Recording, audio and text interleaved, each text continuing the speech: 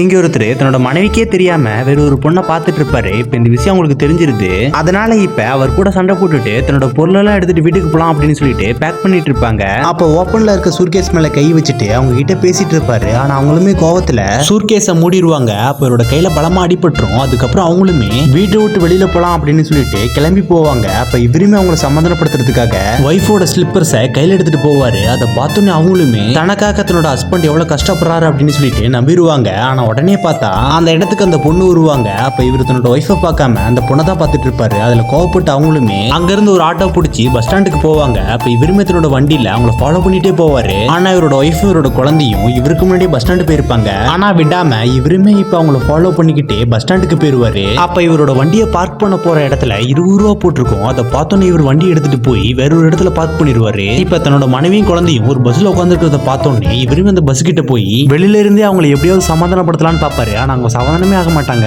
அதனால பஸ்ஸுக்குள்ள போய் தன்னோட ஒய்ஃபு கிட்ட பொறுமையா பேச பாப்பாரு. ஆனா அவங்க காதுலயே வாங்க மாட்டாங்க.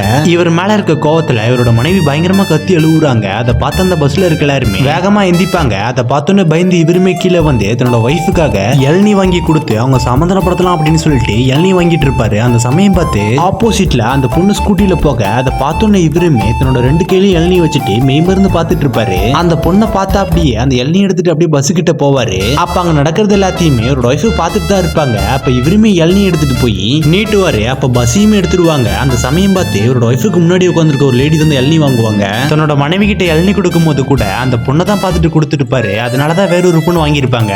அவர் கையில இருக்க இன்னொரு இளநியை வாங்கி அவர் காலிலே போட்டுட்டு அவங்க மனைவி கோவப்பட்டு அங்கிருந்து கிளம்பி போயிருவாங்க. உங்களுக்குமே இப்படி ஒரு கோளாறான ஃப்ரெண்ட் இருப்பான். அவனோட பேரை கமெண்ட்ல சொல்லிட்டு போங்க.